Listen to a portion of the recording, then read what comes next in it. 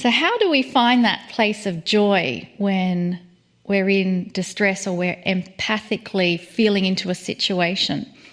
For me, the image of a dolphin automatically dispels anything else I was thinking of before. So I invite you to close your eyes and pull towards you the image, feeling, or connection with a dolphin. And each one of you has a different interaction you'll experience with that dolphin. Some of you will be standing on the shoreline watching a dolphin or even a pod of dolphins playing in the waves. Others of you will find yourself in the water, swimming with the dolphins, being a part of the dolphins. And no matter what situation you find, the dolphin's presence is enough to convey to you a feeling of dolphin bliss, a joy, a happiness, just by being in their presence. And that's all we're asking to do in this moment, for us to connect and feel the blissful, joyful, playful, happy state that dolphins are in and dolphins provide to us. And in this connection with that, already your energetic imprint is going into the crystalline grid of the earth, and it is also going into the crystalline grid of the dolphins and whales. They feel this connection. They feel this excitement of sharing this moment of joy. And it ripples out into the field that everyone on the planet is connected to in this moment. And just from you alone, spending time to connect with a beautiful animal, the dolphin, you've already made a difference. And so now we step aside so that we can hear the messages from Kryon. Greetings, dear ones. I'm Kryon of Magnetic Service. There are so many things that I'd love to discuss with you in these new times. The things that have occurred just even recently, not only on the planet but with you, are miraculous. And you might say, well, I haven't seen any miracles on the planet. Really. Light is starting to shine itself. Darkness is reacting in ways it never did before. We've said this before. That's a miracle. It's a miracle because it changes the status quo. A status quo which has been the same for hundreds of years. This is the beginning of a new planet. But more than that. We've given you some things in the past to consider, including the seed planting that we gave you in the Circle of 12. We're going to start developing some ideas around those seeds. Some a bit obscure, perhaps some that will be targeted to what you already know. This one is something you should hear. For many, many years, we've talked about your magnificence and the potential of mastery on this planet. How many of you can define mastery? You might say, well, the only model I have is what I've read and been taught of the masters on the planet of old. Many of them walked here and they did miraculous things. That's mastery. It goes way beyond that. Look at your favorite master. We've said this before. What have you been told? What's your intuition? What would it have been like to sit next to that person, he or she? one who was called a master, or saint perhaps, one who was seen as someone who could do beautiful miracles, but more than that. I told you once that where masters walk, flowers grow. Where masters walk, animals come and sit at their feet. Because there's nothing like that, which is the consciousness of an ascended master. It's not by their works that you know them. It's by who they are and their consciousness and how it feels to be around them. Whatever master you can conjure up that you know of, or perhaps at one time have worshipped, or to this day look up to, they all had that. A consciousness that was so high that humans simply wanted to be with them, to sit at their feet. What was in common with all of the masters? I'll tell you. It's not something historians will necessarily tell you. All of them laughed. All of them. They were joyful. Dear ones, I was there. There are some secrets of mastery that you've never been told. They're put on a pedestal. You hear about their works. You read it in Scripture. But do you know the human?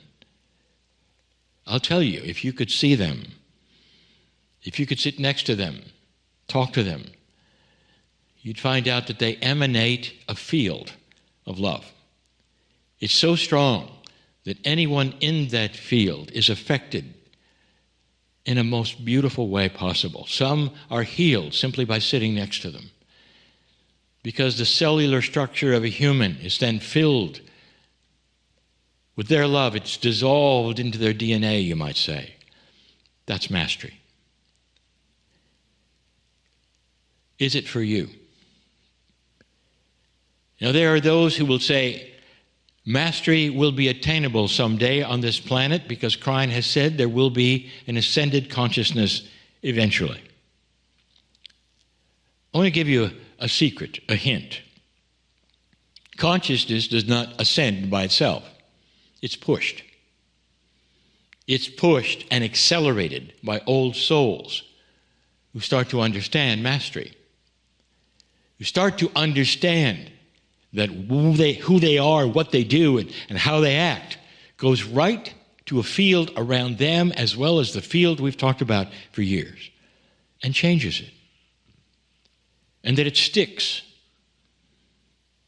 I'll tell you something else that we have said over and over, that light cancels dark. And here's what I want to tell you about that. If you have negativity in a room and you felt it, it can be dissipated almost immediately with light, with laughter, with understanding, with forgiveness. And that light and that understanding and forgiveness, that stays there. Very few can stay mad. You have to try hard to stay mad. But it's easy to stay in love. It truly is. When love is always there, and love is seen in all of its majesty and its glory and its beauty and its joy, it stays there. It sticks to the walls. It sticks to the floor. It sticks to you. It sticks to others around you. That's metaphoric, of course. But what I'm telling you is that mastery, you got to work on it right now. Do you see yourself in a potential suit of a master suit? More metaphors. The superhero of mastery, with a cape included, if you want to. Anything you can visualize. Do you see yourself or not? The first key to becoming anything other than what you are, the first key to seeing mastery in your life, is to see yourself as part of it. There are so many who say, well, it's unattainable. Why should I try? Or perhaps you've been taught that you shouldn't try. Perhaps you've been taught that you are a lowly human, and that only masters who have a godly self could do these things. And perhaps you're not able to because you've been taught that You have that which is a darkness, a dirtiness. It's a human trait, and you came with it. That's trained. That's not truth. That's trained. That's not how it is. You come equipped with love. Your soul that we take you to so often, it comes in with love. Your society is very good at training you out of it. Not the kind of love that a parent has for a child, dear one. That's beautiful. That's lovely. And so many of you are fortunate to have that. Love in your life from a partner, from a pet. So many of you are so fortunate to have that. No, I'm talking about what comes in with you, with your soul, which tells you you're beautiful. That from your soul which tells you that the next step as you grow up is to create mastery in your life. That is intuitive. That is who you are. Did you know that? If this is the first time you heard that, I want you to take that in right now. You came in with the equipment of mastery. Most of the masters on this planet, they didn't walk around saying, I'm light and you're not. They didn't say that. Almost everything a master said or told you or wrote or told their disciples was, look at me. This is what you can be. Look at me. Look at what I am and what I do. I'm a human being, just like you. This is you if you want it. You all come in, you might say, as sons and daughters of the creative source. You are a soul first and a human second. And somehow the training has been all the dirtiness of the human that cannot somehow get to God. Who constructed that for you? I want you to think about deconstructing that in your life. You are masters, the potentials of the future, every single one. Tonight, in the Circle of 12, I won't give it away completely. But I'm going to continue this in this meditation of the Circle of 12 and what you can do about it and how to proceed. Every single one of you have mastery in your future if you wish. Some kind of mastery. A change of life that then will affect others around you. The beauty of love that will seem to penetrate everywhere you go like a bubble. Wherever you move, wherever you stand, people will see it's safe to be around you. It's a good thing that you're there. They'll laugh. They'll love with you. That's the beginning of mastery. When you have that, everything else is possible. Is that for you? Do you see the mastery suit hanging in the closet, dear one? Or not? That's the first step. See yourself there. See it as you. And then it will happen. I'm crying in love with humanity. And so it is. Greetings, dear ones. I am Kryon of Magnetic Service. There would be those who would wonder about the process to the degree they would say impossible it is for a human being to switch this quickly from one side of the veil to the other, to be literally with one foot with a higher self. And I'll say this to you, the impossibility of it would only be there if the higher self did not want the human being to cross.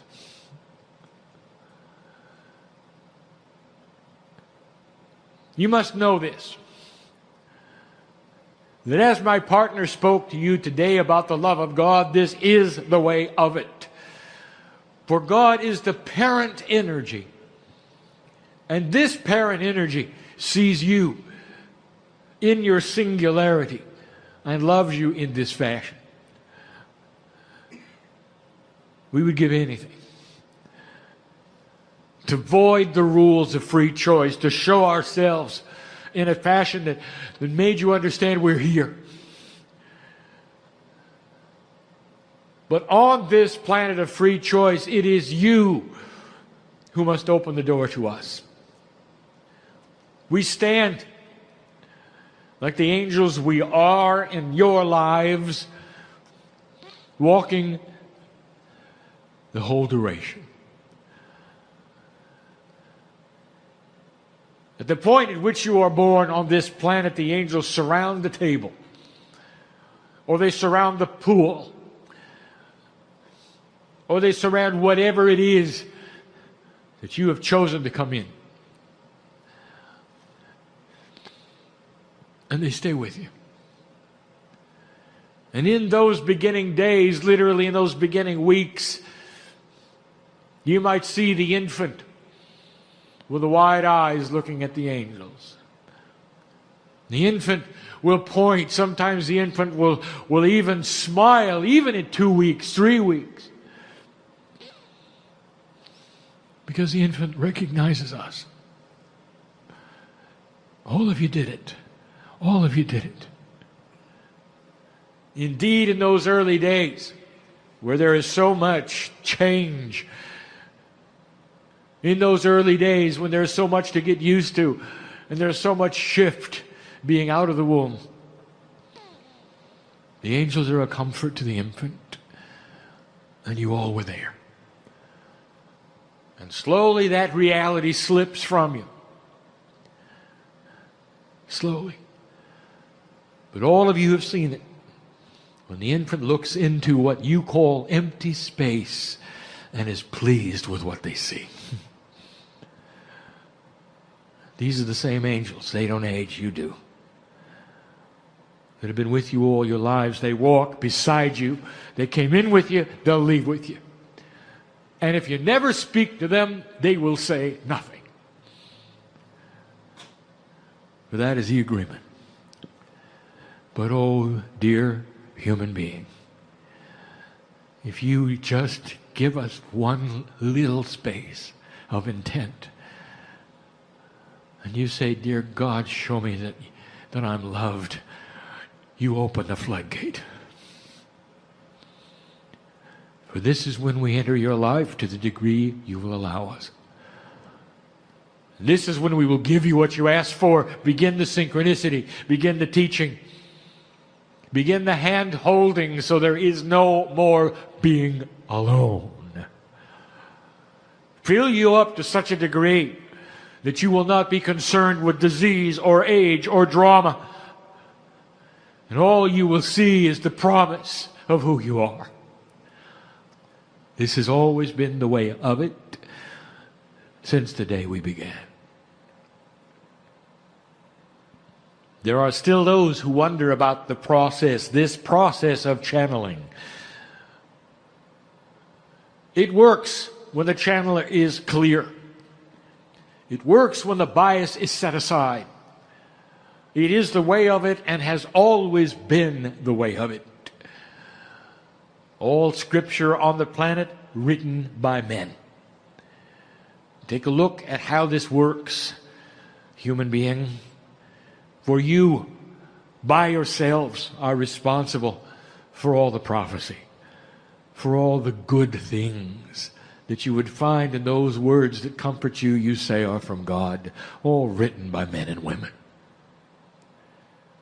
And so it is again that we come before you with information.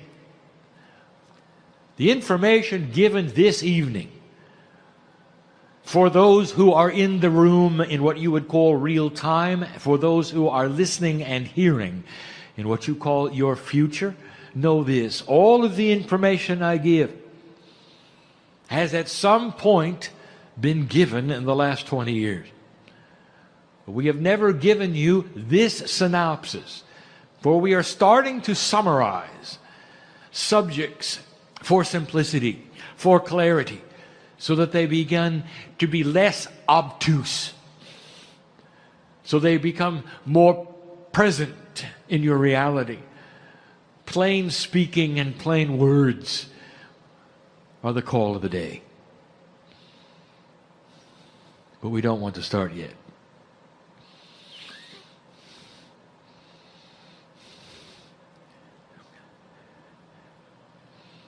How many of you in here are aware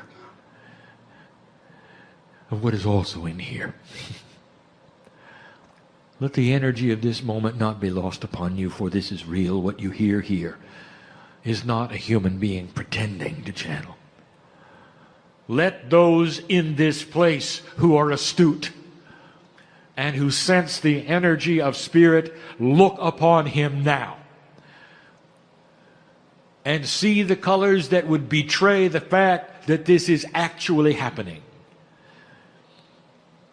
Feel the energy of spirit as it comes to you in a way that only spirit can, to prove to you that this is real. Feel those you've loved and lost in the room now.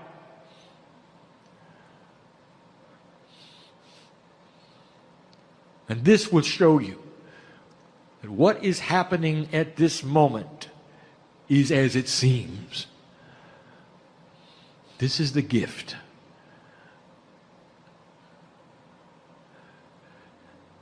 From our standpoint, the gift is that you would sit and let us wash your feet. And while my partner gives you information, the third language will be present in all the hearts here. And some of those who are listening will be touched as well. For we know who you are as your ears hear these words. For we see you there. And we see your faces and we see the light that you have as well. Let the information given today be passed to many. This information we are going to call the lineage of DNA. From the start of DNA to today. The way it occurred on the planet, the way it works, and all of the things that you need to know around it to get you to the place where you can use it. And we must start where my partner started, even today in his lecture series. For much of this is as he mentioned. But for those who are not here, we start at the beginning. We start with history. Question has been asked, Kryon, why is it you speak of DNA? It is a biological attribute of the human body. It is the blueprint for the human genome. It writes all of the genes, over 30,000 of them. Why would you speak of this? You don't speak of molecular substances. You don't speak of chemistry. Why would you speak of DNA? Instead, speak to us about spiritual things. It has been said. The criticism has been put forward. The disappointment is registered. And there are those who don't understand why we speak of DNA. So let me tell you, dear one, if you are one of those, it is time to reveal your DNA is that which is the core element of who you are. If you had to pick a place where the higher self is, it's in your DNA. The Akashic record, the blueprint of everything you ever were, is there.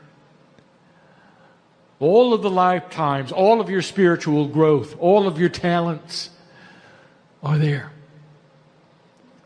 The karma that you came in with and that many of you have dismissed, the record of that is there. Some of you understand this to the degree that you know you were Lemurian. And if you were, and if you feel this way, you know of the incredible profundity of what's inside. That is the reason we speak of these things.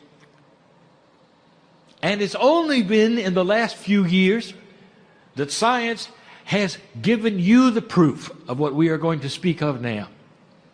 We have alluded to this in the past.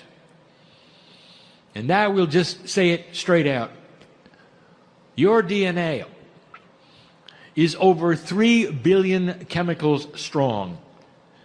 Each piece of DNA, which is a loop, has over 3 billion chemicals in it. A molecule so small that you need an electron microscope to see it has 3 billion parts. The Human Genome Project has revealed, however, that these parts are a mystery,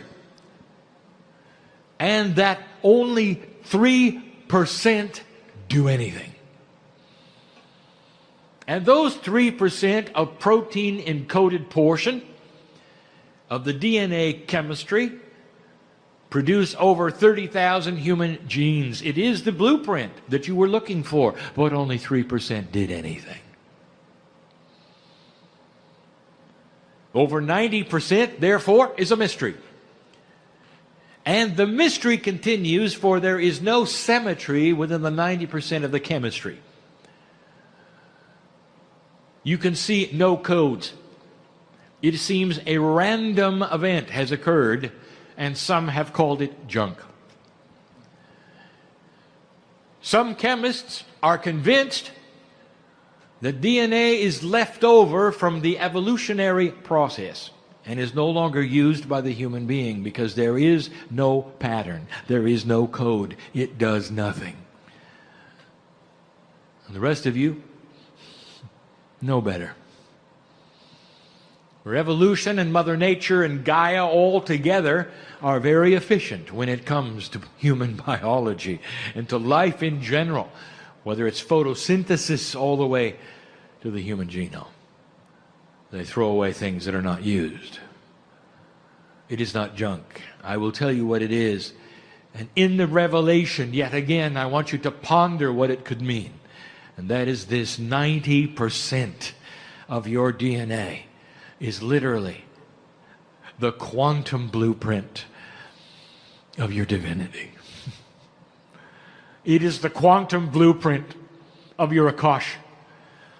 It is the record of all lifetimes, all things accomplished, all growth, all epiphany, all failure.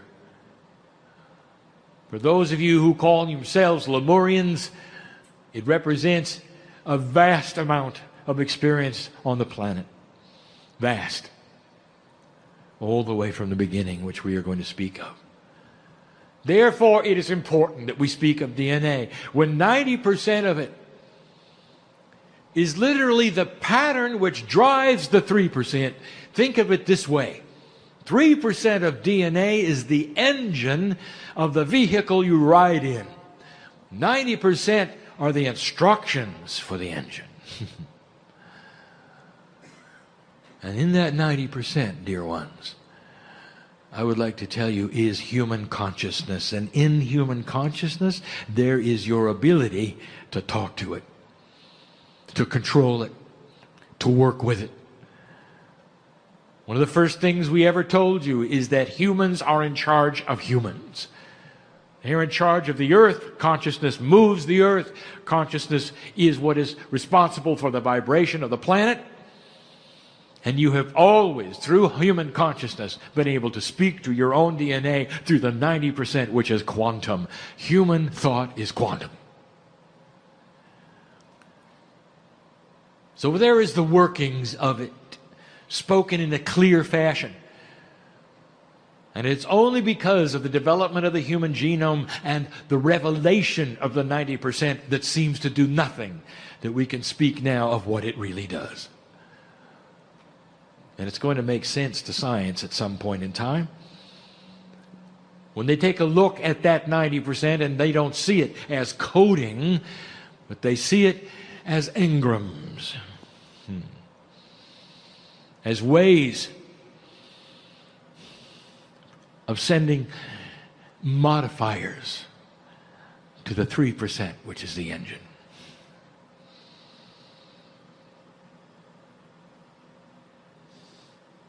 There's a problem, however. It doesn't work well. It doesn't work at all, as a matter of fact. We spoke of this 1 month ago. We spoke of this 2 months ago. This is a review. Your cellular structure is weak. It does not represent what was given to you. Your immune system is horrible. Almost every disease on the planet goes right around it. Did you notice? You can't even stop a common cold. 90% of your DNA developed into a way to give instructions to the 3%, and yet the 3% can't do its job. And there's a problem here, you might say, and there is. For the 90% of your DNA that's supposed to be quantum is only at a 30% efficacy rate. That is to say, it's only 30% efficient. And we gave you that information some time ago. I'll give you the things we said then. Just briefly, I'll say this. How does it make you feel to know that you could have cancer in your system and your body will never tell you? You've got to go to another human and have a test to find out what your body is doing. What kind of a system is that? The self-diagnostics that have been built into the human being doesn't work. When a nerve is severed in your spinal cord, there's a chemistry that races to that area and keeps them from growing back together. Did you know that? Just the opposite of what you want. A starfish can grow back an arm, you can't. How does that feel, being the top of the evolutionary ladder? All of this because there is a DNA that is not functioning as it should. If you ever wondered about that, this is the fact. It does not function as it should. Let me take you back to the beginning. And here it is laid out so that anyone can see it and hear it, and all of the attributes of it. You need to hear it 100,000 years ago.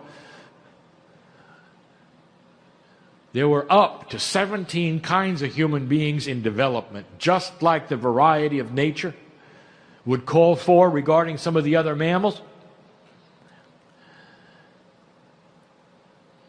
Just like there are hundreds of kinds of monkeys, just like there's a tremendous variety in so many mammals, animals, but not in the human being, but there was then. Go back with me 100,000 years, you'll see that documented. And then it happened.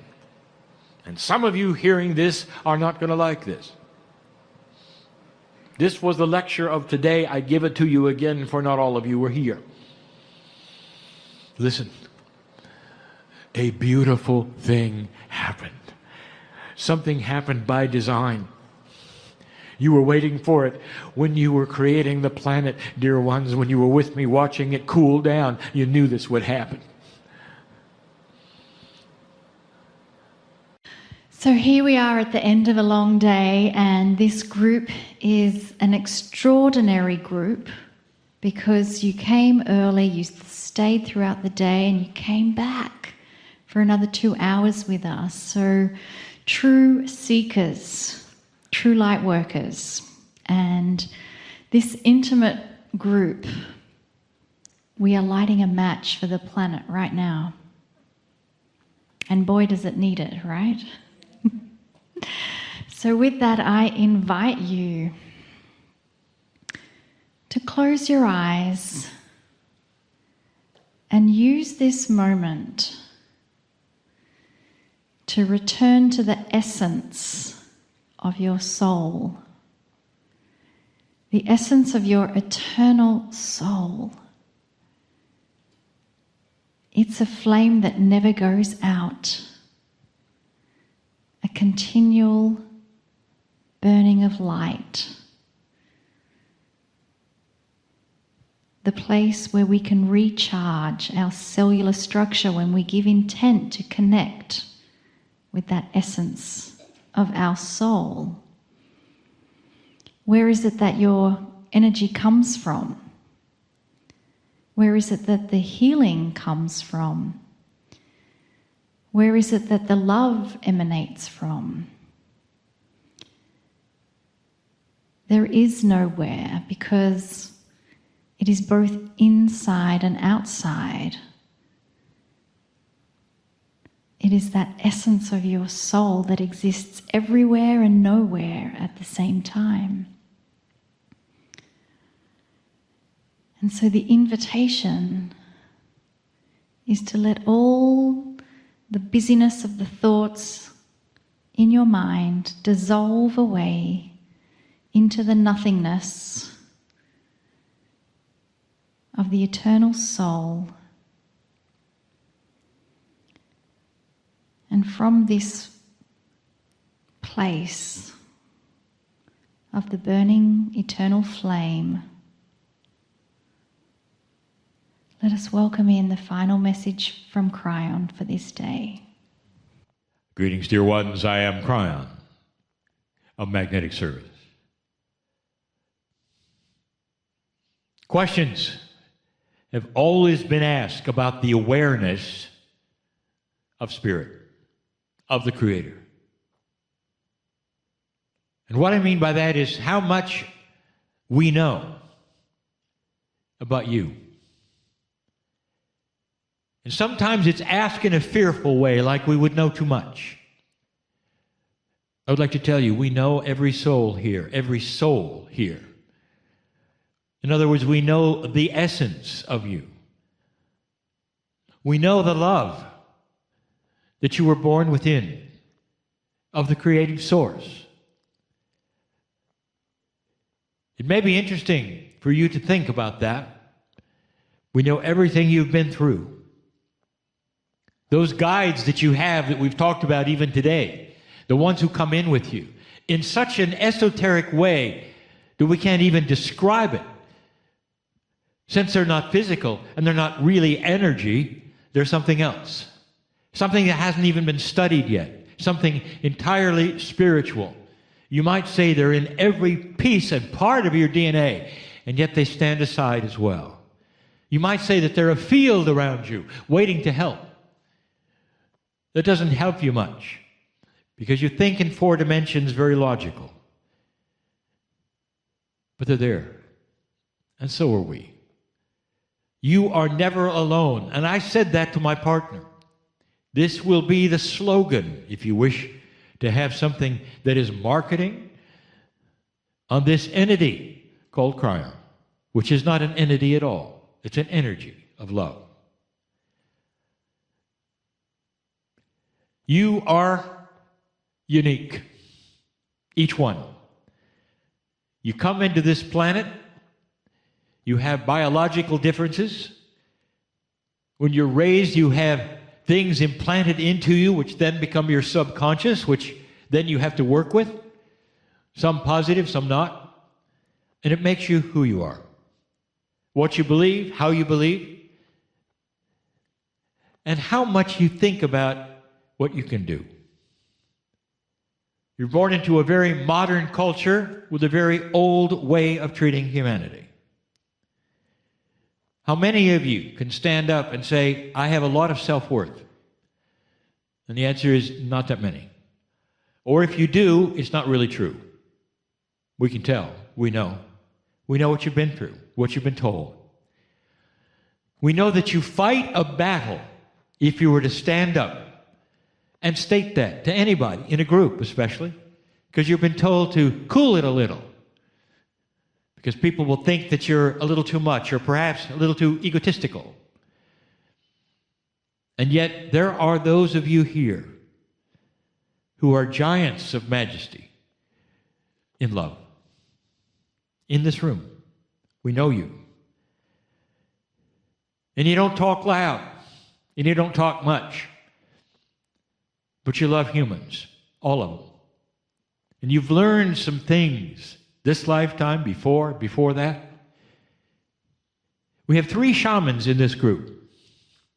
We have a whole number of spiritual leaders, some on organized religion in the past. We have 3 nuns. Not now, but in the past life. I think you know who you are. This is who is in this group. The chances are very high that this is not the first lifetime when you're discovering a spiritual overview that leads you into questioning yourself. How big really am I in the eyes of God? And the answer is enormous. I want you to know that. I want you to know that if you could really pull away the veil, that whoever you are, whatever age you are, whatever you think about yourself, we see you as one of the brightest lights that could be on the planet. Because we know that which you are learning and that which you are applying to everyday life.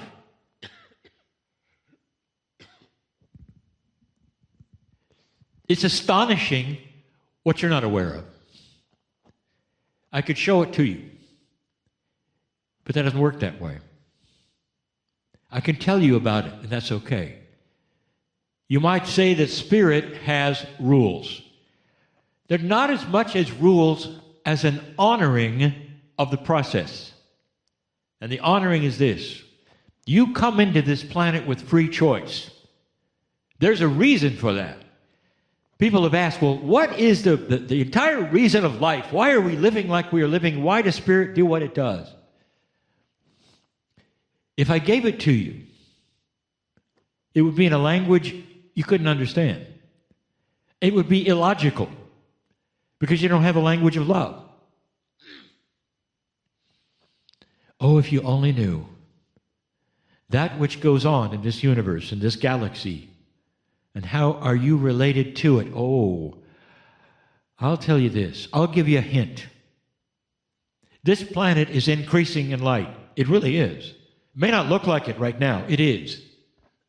Other planets have gone through what you are going through. Decisions, light and dark. What you'll tolerate, what you won't. What you really want on the planet and what you don't. That's where you are.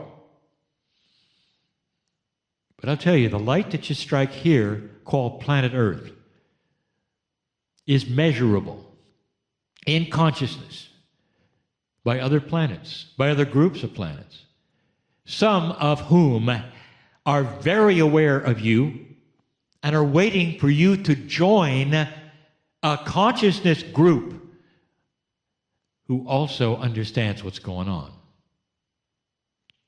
What you do here, specifically in the next 100 years, will change that which is what we'll call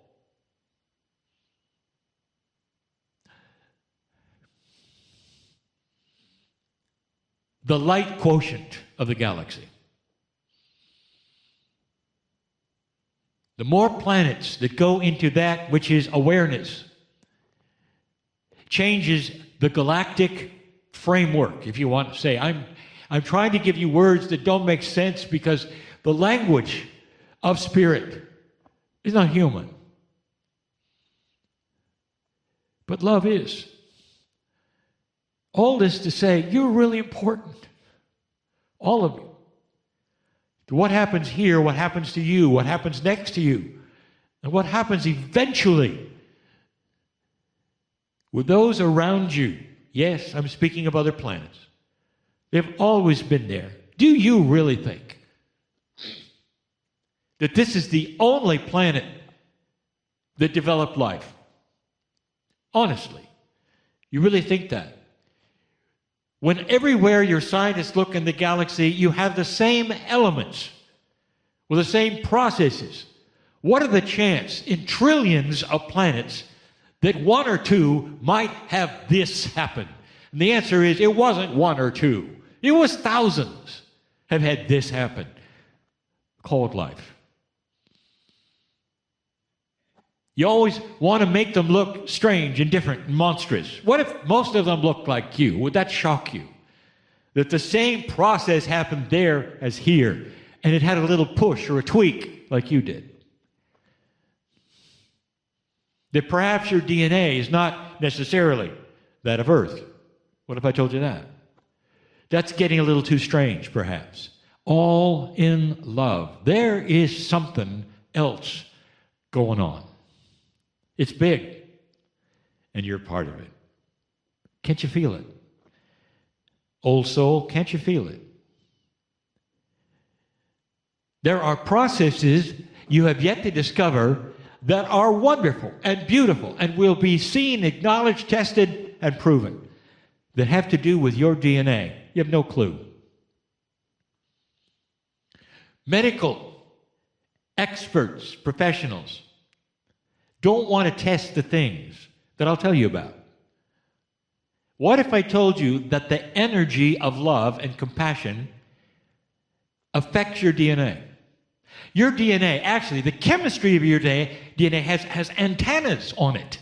That's the best receptors on it. That's the best I can give you that you will understand. And that's not accurate.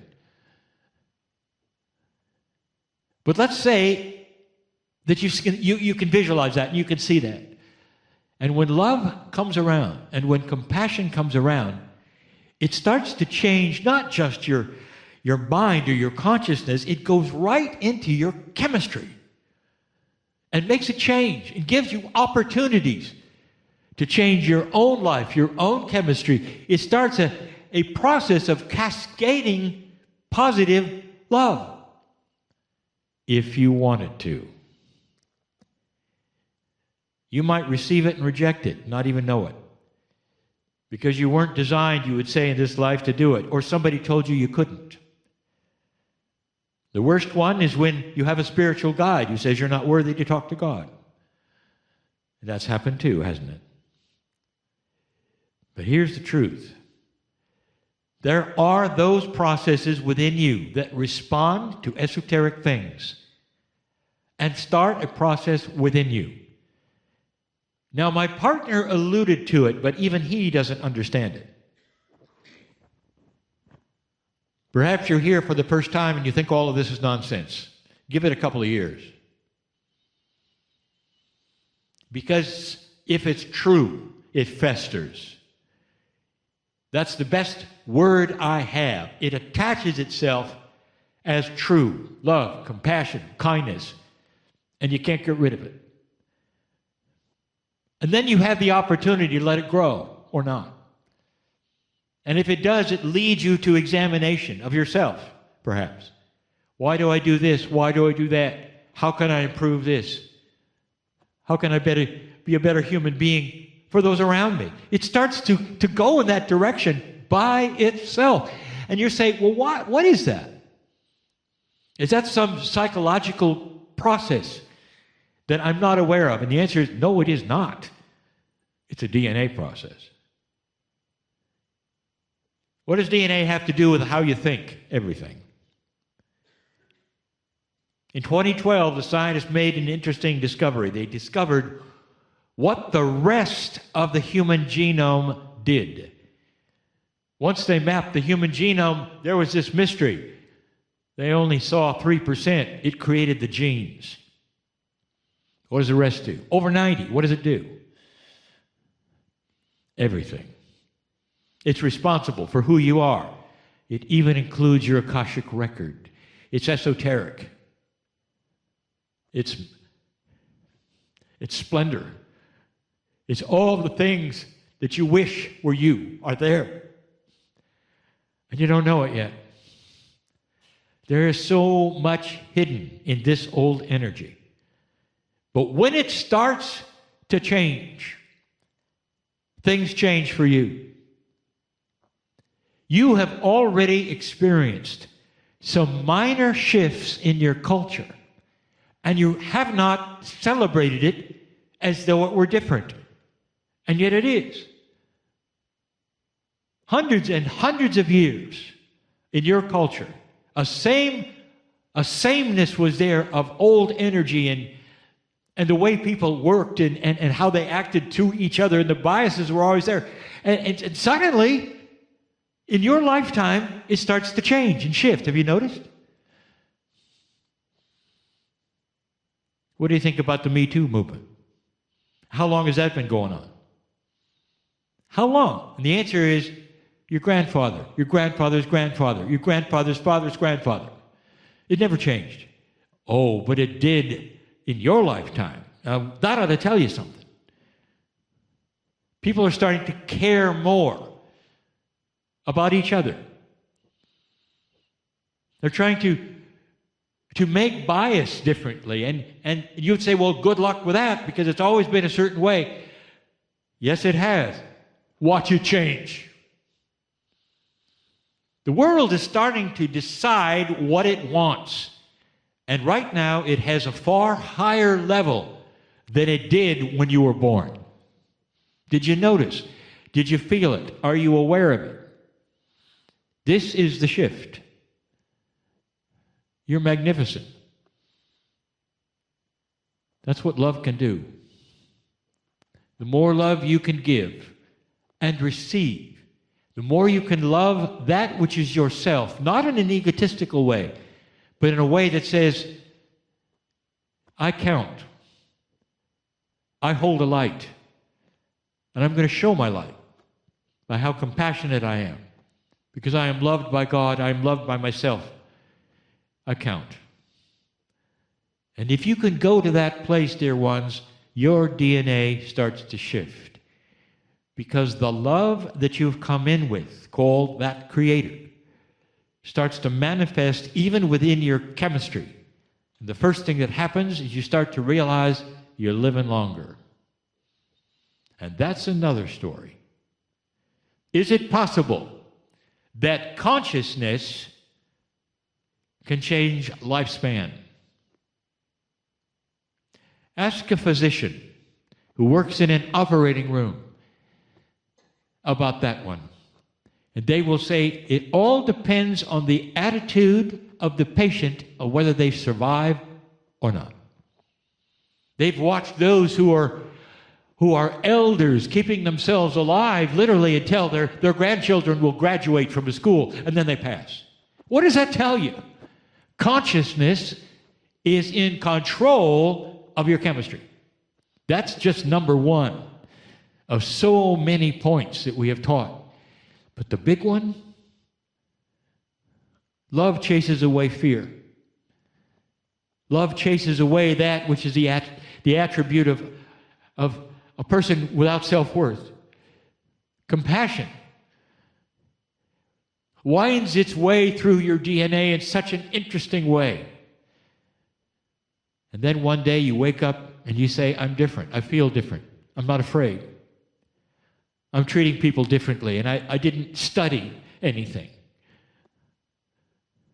And then they realize there's been a change, not just in how they think, but their very chemistry of their body.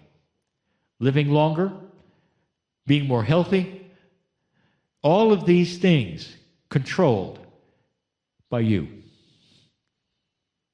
And the control that you have, the king of that is love. Is there anything more I could give you than that which might save your life? And there are so many who don't believe it, who don't want to go there, and the guides will just stand next to you, if you want to call it that, and watch you even go into self-destruction. And they won't say a word until you ask, Dear Spirit, what is it I need to know? Do you have the courage to ask that tonight? Dear God, Spirit, all around me right now, what is it I need to know? And then be quiet. Instead of asking for this or asking for that, or deciding you need this or that, you just let it go. Dear Spirit, tell me what it is right now I need to know. And then in the quietness that follows, your intuition eventually will start to poke certain places, and some of you won't like it. I told you I wanted to know that, but not that one. Don't go there. Get ready for it. But understand that that's pure truth. What is it you need to know? Might hurt. Might not be what you want to know. But believe me, some of these things will save your life. Because you ask, and because we love you. Blessed is the human being who has the courage to believe what they don't know and ask the question with pure intent about what should be theirs to know and what might help them the best right this minute. For these are the ones that are heroes of this age. These are the ones who will carry more light than any other. And there are a few in this room who know exactly what I'm talking about. Heroes in the making. The subject of the day. I could stay and tell you more. But sometimes you'll get into overwhelm. I just want you to know what we've been telling you. There are processes you're not aware of that center around that which you think is an emotion, and it is not. Love is not an emotion. It's a state of mind. It's a being. It's an energy that is divine and carries with it multidimensional energy that actually works in your DNA. That's the message. I'm crying in love with you all. And so it is. And with that, I invite you to close your eyes so that you can connect in with what is happening for you in this now moment.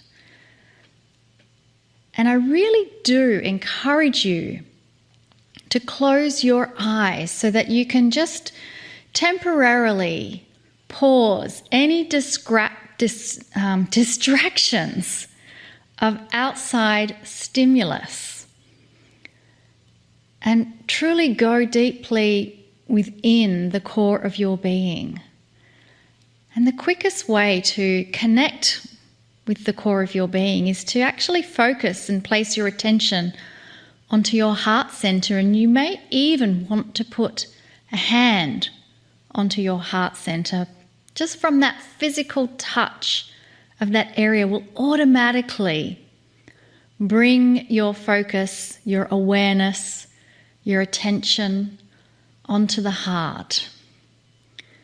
And many ask, how do I know the difference between my intuition and my imagination? And some even ask, how do I know that what I perceive is truth? How do I trust my discernment?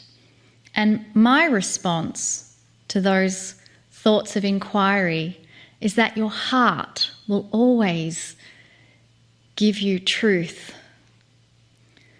And so connecting in with the energy of what your heart truly wants to convey to you is almost like a litmus test to find out if you are resonating to what's being presented. You are in alignment with the core essence of you through your heart energy, which is connected to your soul energy. And your heart and soul will always want to deliver to you the truth. And it's invested in your own highest good, the most benevolent outcome you can possibly imagine for yourself comes from this place. And now that we have connected deeper to that place, that resonance of our heart and soul core energy, let us now invite in the message from Kryon.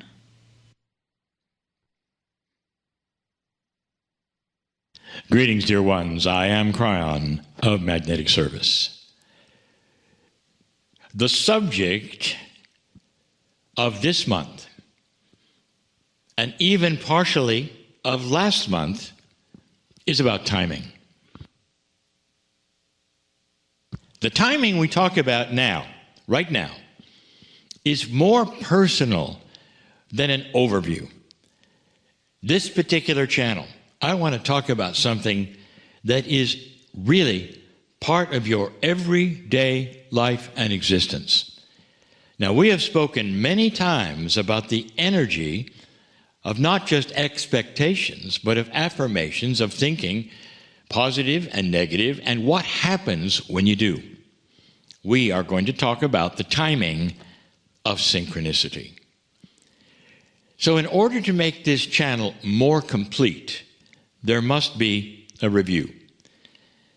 In this, a channel about drilling down to talk about something specific in timing for you, we have to also talk more about the energy. And that energy that we want to talk about mostly is that energy of that which brings to you what you create. Now, you can call that energy whatever you want to, but the way it works is very profound.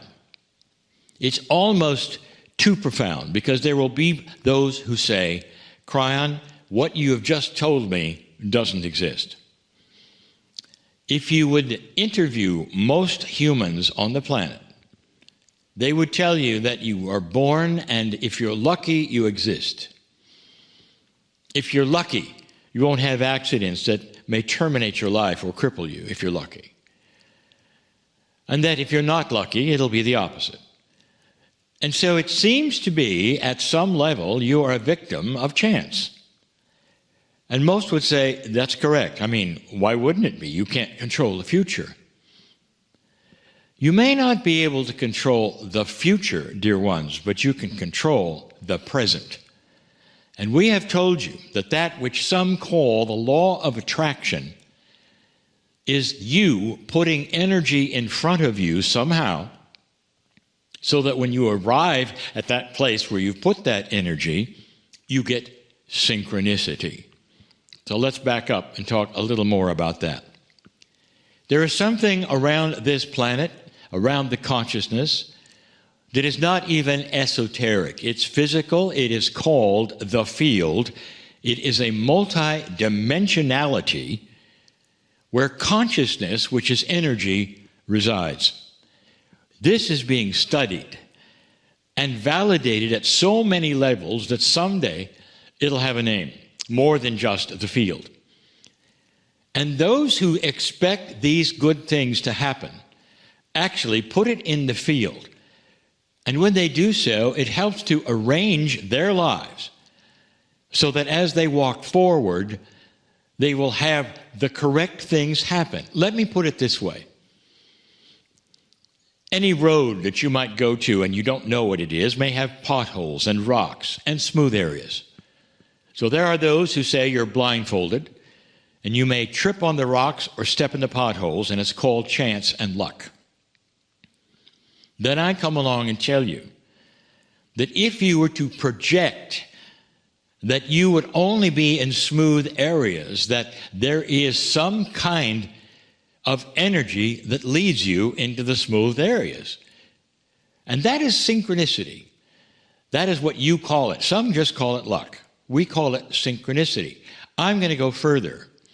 I call it created synchronicity. Now, the synchronicity doesn't always have to be positive. Now, I have talked to you about this before, and I'm going to do it again, because you cannot hear this too many times. If you are always negative, if you are invested in how this planet has victimized you and you'll never get ahead, you are going to create your own synchronicity, and you're going to step in every pothole that exists. Are you getting this? You create that which is your reality as you walk. You're not necessarily creating your future, you're creating your present.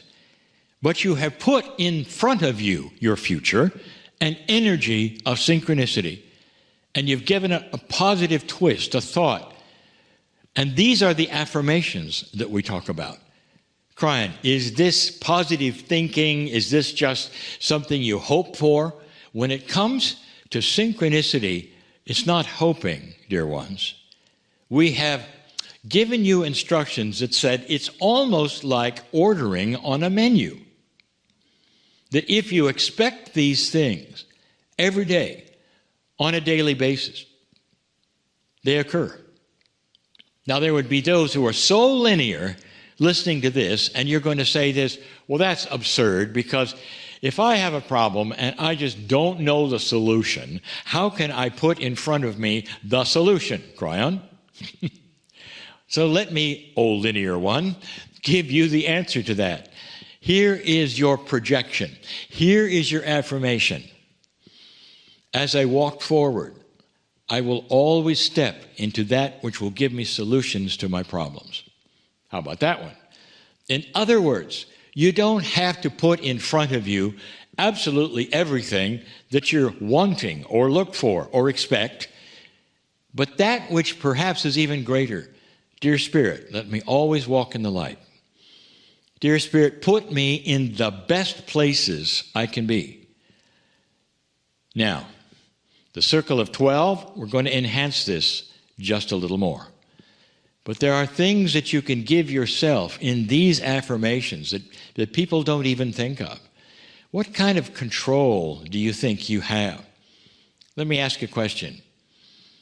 Have you ever had an experience where you were about to do something you'd planned, perhaps something you looked forward to, perhaps something you expected, and you were stopped? Tonight in the circle of 12, I'll tell you why. If you are asking to create synchronicity and there's something in front of you that's inappropriate, intuition may stop you if you're tuned into it. I'll tell you what gets in the way, dear ones. What's in the way is where you set your mind to something no matter what. And you get all kinds of esoteric signs and signals and intuition. Perhaps you should wait. Perhaps you should wait. And you move forward and you step in a pothole. I think some of you have had this experience as well. We are talking about one of the greatest tools in the new energy, and it's being enhanced. Some of you who are learning how this works have had these things happen more than one time. Some of you are expecting things, starting to learn how this feels, and using it every day of your life. Waking up in the morning and saying, no matter what happens to me this day, I will project the things that will solve them, being in the right place at the right time, meeting the right people, and staying tuned up, being attuned to the synchronicity that I need to see. There are those also starting to understand that those you meet along the way may very well have something for you, even though it doesn't seem like it. Those perhaps you will meet and you would just simply say hello and dismiss them and move on, may have some kind of a package for you that will change your life. So that means that you have to perhaps examine situations differently. The Spirit brings to you because you ask for them. You simply didn't recognize them. More than synchronicity. Now we're talking about gifts that you have actually projected and asked for that sometimes you miss. Timing. It's a beautiful thought, is it not? That perhaps you as a human being have control over your life. I want you to think with me for just a moment, maybe even project your life. There you sit. Now, some of you, perhaps for some of you it's new, and you'd like perhaps a little more idea about what I'm talking about. So let's go through it. It's so important that you understand that this is doable, more than doable. This is something that you can use now, every day, practical, esoteric information that works.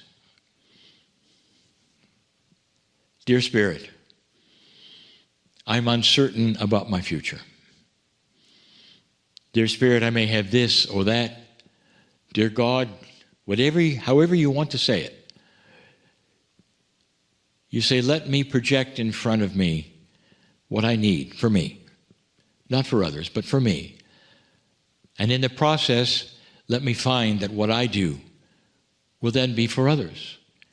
Dear Spirit, let me walk into my solutions. Dear Spirit, bring me the right scenarios and the right people and the right relationships that I need to have to move forward in love. The best one we told you about many times. Dear Spirit,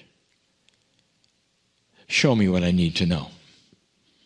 And if you have the courage to say that, also have the courage to dismiss what you expect. What if you were expecting A and you got B, and B was far more valuable than A?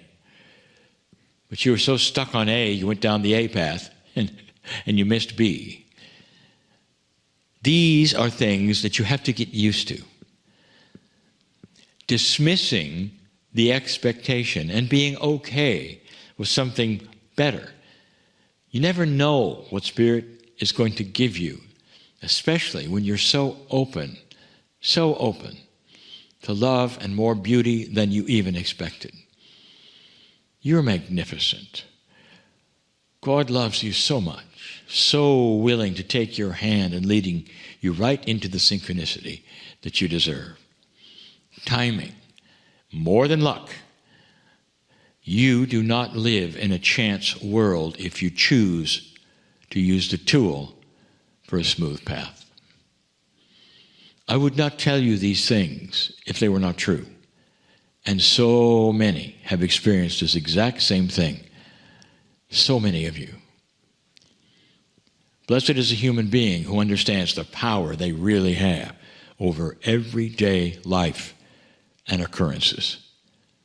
Relax in this, dear ones. And so it is. Hi, everybody. Thanks for watching this. I wanted to tell you this is a little time sensitive. Please make yourself comfortable where you are sitting, in your living room, in your office, in your patio or your bedroom.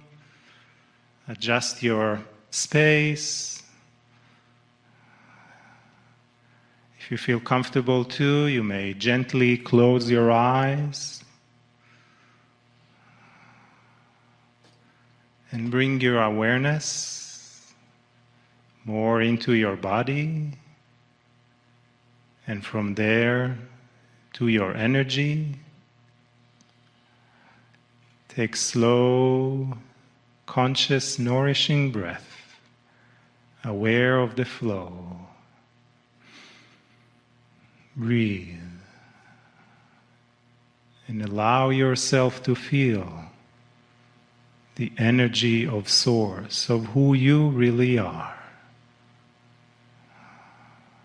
Take another slow breath and relax deeper, opening more into your own being,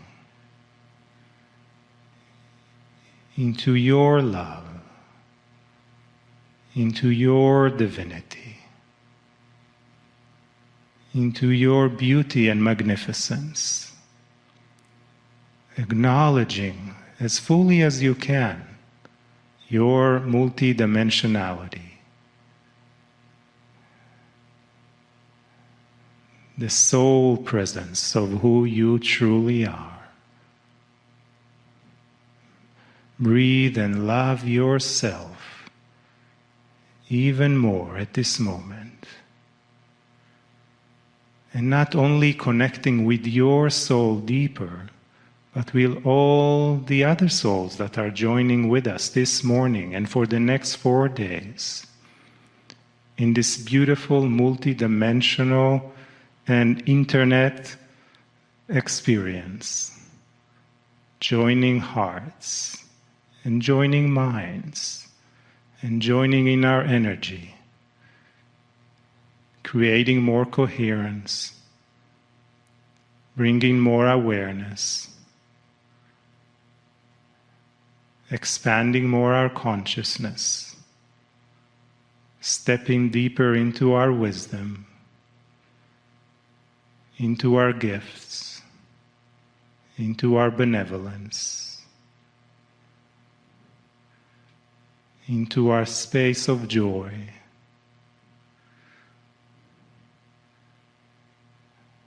Breathe and love yourself even more. Allow yourself to connect deeper expanding more, and feeling the love from all that is, and from the family beyond our physical presence that is joining us as well, with their support, with their unconditional love.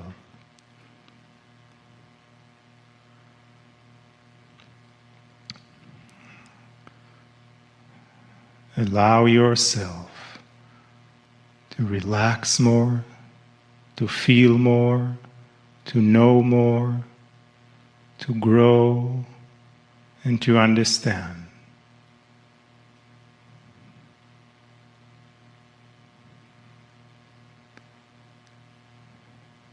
Take another deep breath.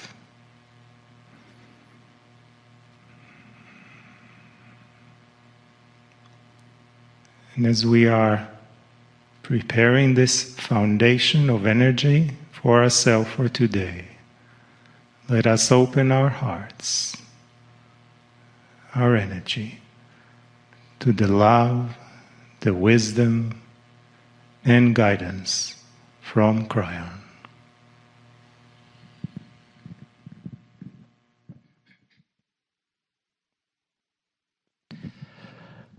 Greetings, dear ones. I'm Kryon of Magnetic Service. For those who have not heard this message before, I give you a common message that I want you to hear, that I want you to understand fully. God, Spirit, the creative source, whatever you wish to call it, that which created you and all that is, knows what's happening right here, where you sit as you listen. I've said this before as well, that we are in a multi-dimensional place, and it's very difficult for you to understand that this message that I give now, even when it is listened to later, has the same effect. We know who you are, and in all beautiful love, we care about you. Wherever you are, wherever you sit, whatever has happened in your life is known by all those angels, if you wish to call it that, who surround you. As you sit there, I want you to understand that no matter what you have been told about who God might be, it is a caring, loving, beautiful, kind Creator that has put you here. There are so many right now who are saying, what is happening on the earth? This feels so different. And because of the difference, so many are in fear. Sometimes there's really nothing to fear, but you're in fear anyway. And the reason is because it's different. Humans love sameness. They don't like change that much unless they are planning it or in control of it or expect it. So sometimes there is fear simply because you don't know what's coming. Dear ones, for 31 years, I have been telling you about change. In 1993, the first book that was released told you about now. It told you that you would not then have a termination of humanity on or about the year 2000 or even in the first 10 years after 2000. That the scriptures that you have come to know and study said otherwise. And we told you this is changed. This is something you changed. The future has changed. It is changed. And that is what the message of that book was, called The End Times. A funny title, some would say. A fearful doom title, some would say. But it's a metaphor. It's the end of an old time. The book title reflects that of the message of the Maya calendar. And so many of the indigenous of this planet who saw that something was coming For thousands of years, looking into the skies, they realized there was an earth wobble of about 26,000 years. And the indigenous and the ancients, who were often guided by the stars and the positions of them, the equinoxes and all of these things, saw something coming. It would be when that wobble of the earth would center itself and start a new wobble. And that centering would happen in December 21, 2012. And that became then the marker. And you might notice that in your scriptures, for all of these years, you have seen that the earth wouldn't make it. There would be so much. The World War III, the Armageddon, whatever you wanted to call it, was prophesied everywhere. You really weren't expected to make it. But you did.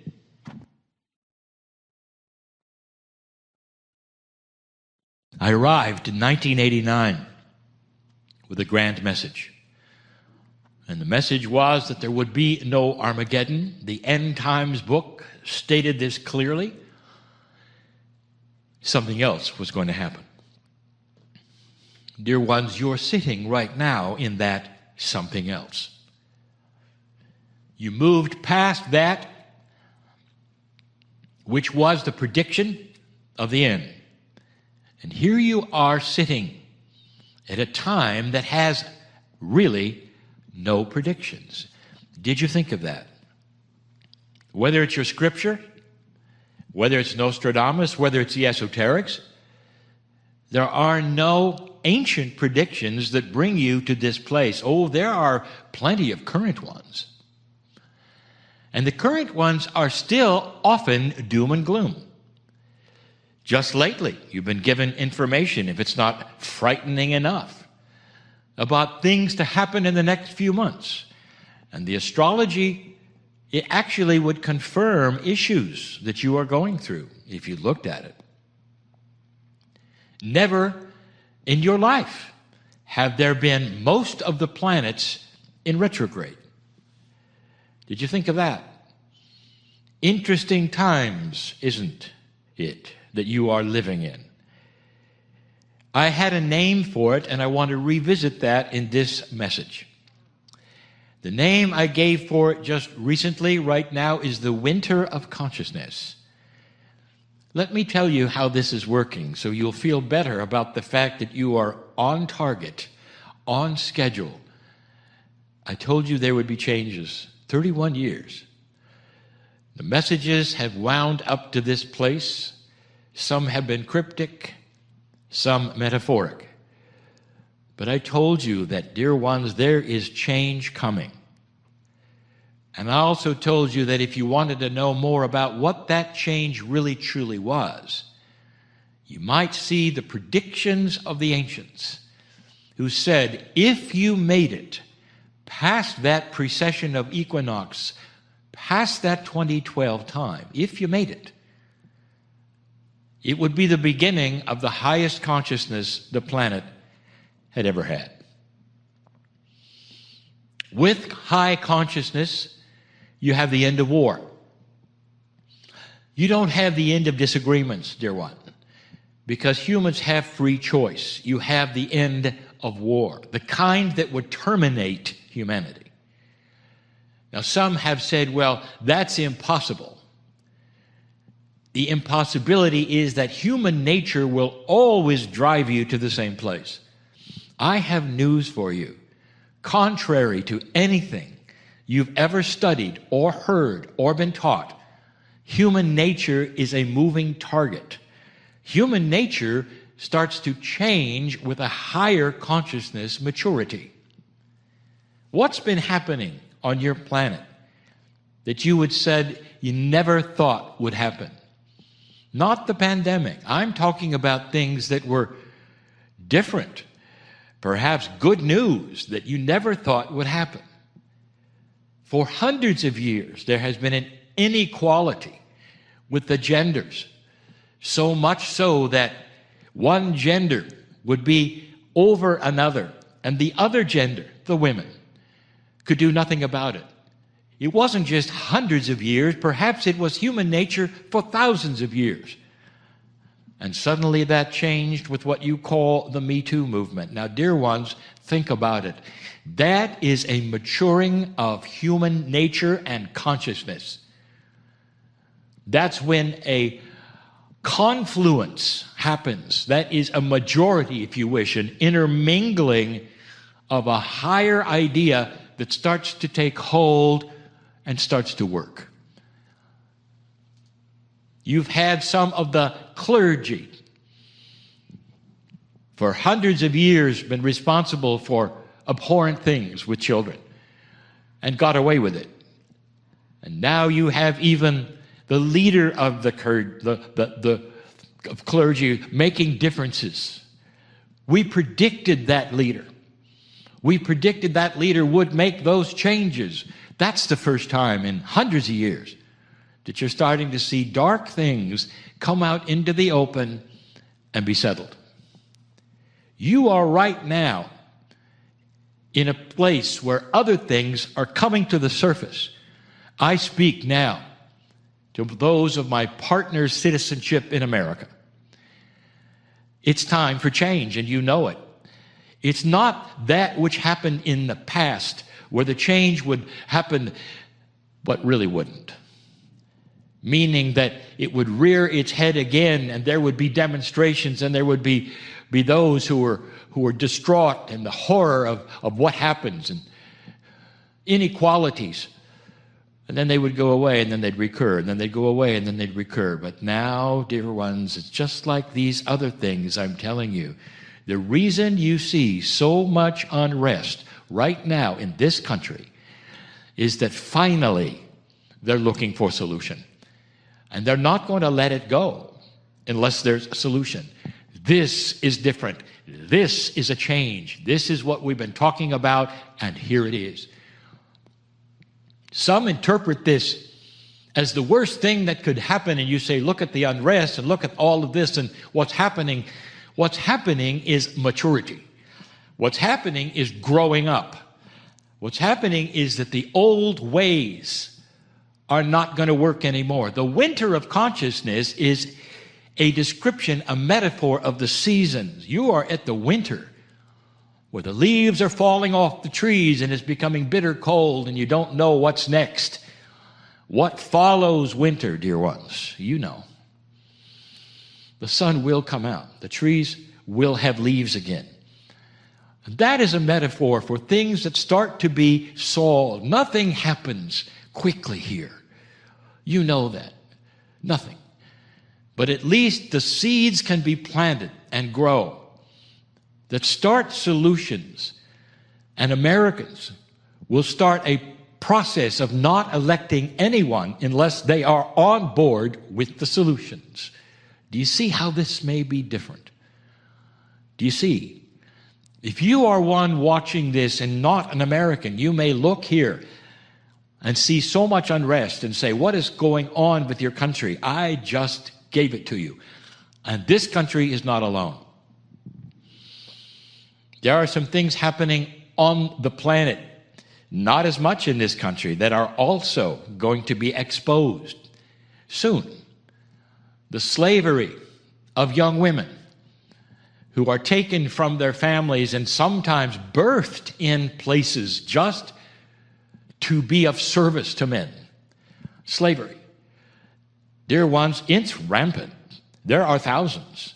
And it's all underground, you might say. It's always been there. Suddenly, it's going to rear its head.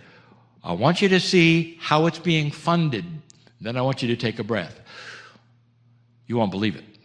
And it's going to come forth. All part of a new human nature. This is the message of Kryon. If you want to say, what is the overall message? It's always been this. You'd reach a time when you'd start to grow up. Grow up in maturity, in consciousness, so you would never kill one another in mass in a war. Unconscionable is the word. A higher consciousness that starts to make sense on the planet where you start to get along. And that your leaders, they won't last long unless they echo what the old souls of this planet are going to demand. Solutions or the beginning of them. Progress, finally. That's what's going on. Can you sit and celebrate it in the pandemic when you're experiencing, in some places, a reboot of the way things are? The new normal. A word that I've used now for some years is here. The new human, which I've used for years, is here. That's what's going on right now. Do you have the courage to celebrate it wherever you sit, no matter what's going on in your life? Can you sit and be peaceful for a moment? Can you sit and be healed of fear and anxiety for a moment? Can you sit and realize how much you're loved for a moment? A spotlight comes on you, and you realize the angels are here and they're looking. And there's so much love. You will get through all of this, old soul. One of the reasons you're here, to hear some of the things that may help. I'm Kryon in love with humanity. And this is the message, and always will be, for a new human on a new planet called Earth. And so it is.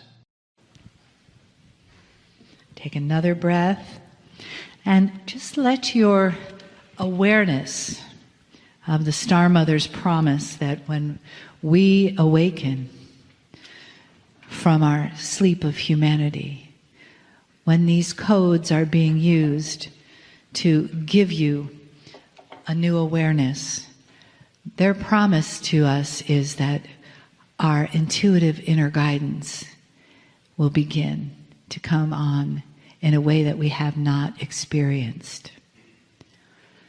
So as you take another breath and settle into that promise and that prophecy of the love from the Star Mothers,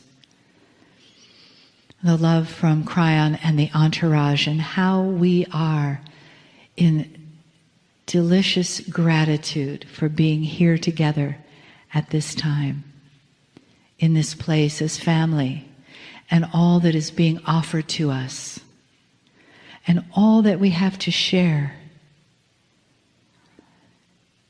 We thank the source of all love. We thank that love that resides deep inside of us, in our hearts, in our souls, and in our Akashic memory, as we move from the unseen to the seen in our life, in our world. Take another breath and let that open the place inside of you that is here to receive these beautiful messages, these pearls of wisdom and truth that will echo in your being. And you will say, yes, this is why I am here. So it is good day to you, huh? Very good to see your energy, your light, your brightness, your divine presence. We give thanks to the Star Mothers for their presence as well. You see, there are so many tools that you can use. We want to remind you that they are tools. It is like, have you ever tried to drive a nail into a board without using a hammer? It is not an easy task. It is better to use the correct tool, yes? Have you ever tried to listen to someone's heartbeat without using a stethoscope? You can hear the heartbeat, but it's not as clear. So it is important to have the correct tools. Our vessel Marilyn was reminded of some of the tools this morning. Not that we ask you to give your power away to others who have all kinds of things to do for you, but someone in this group said something about drawing a card this morning. And our vessel Marilyn realized she did not draw one either. So we drew one for you.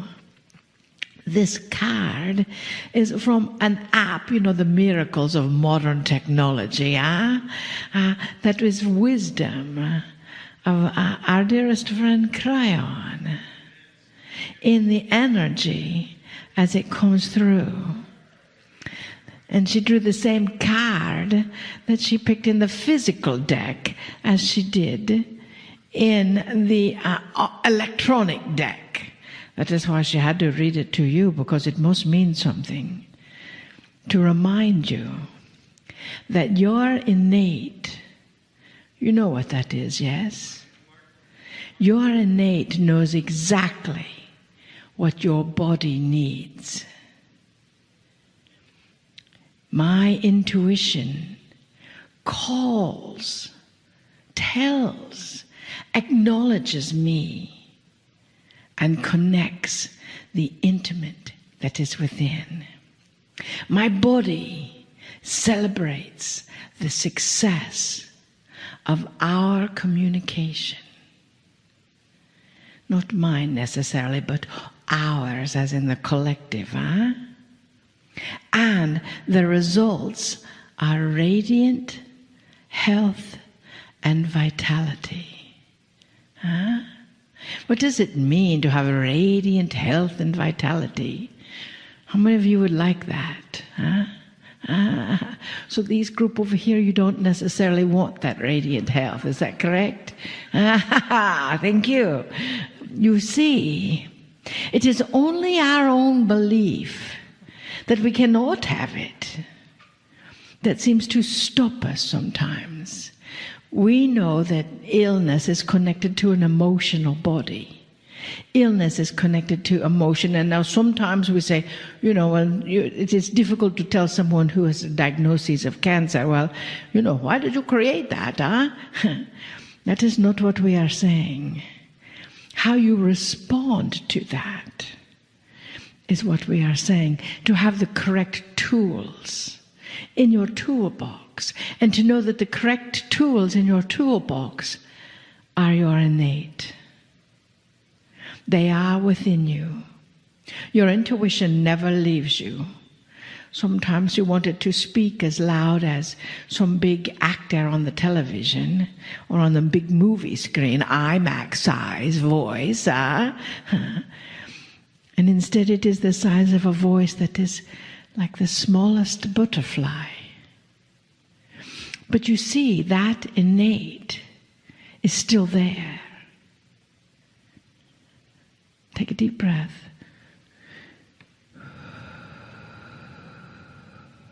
Just as the star mothers are still there. Take a deep breath. Just as the guidance of Kryon is still there. Take a deep breath.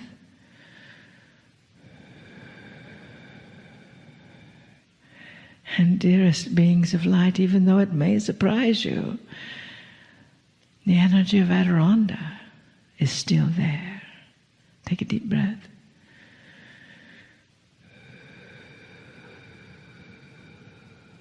You see, they are each a part of your innate. They are each a part of that wisdom that is anchoring in every cell of your field. They are each a part of you, even though they may not sound like Arvis or Marilyn or us or Lee Carroll or the divine Amber. They may sound like you. So you get the opportunity to understand and breathe into those tools. Breathe into that wisdom, because that wisdom is love. That wisdom is that energy that is within you 24/7. Even if you get angry with that love and send it away in the form of some human body, too bad, the body just may leave, but not the love. For that love is, what do they say it is? Eternal, infinite. And That love is in every cell of your body, no matter what. Even if it has cells that have been diagnosed with some disease or some ailment, or you have that pain in your back or pain in your neck and your pain in your patootie. Yes, you see, that is just the universe asking you, so are you a pain in the patootie sometimes? Huh? And if you are, why? What is that reflection? How are you to grow from it? How are you to magnify yourself into the drive that is coming in, into the wisdom that is you? As we have asked you yesterday to stop denying your own wisdom and start breathing into it. That is what we are anchoring in you right now. Take a deep breath.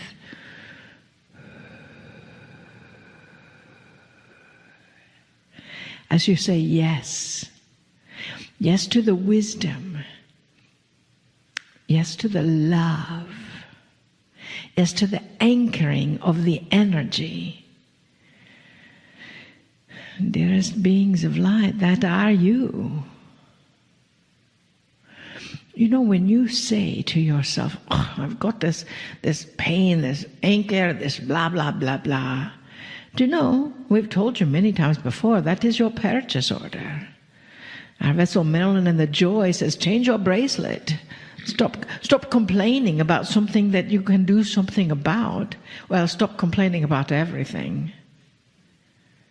Period.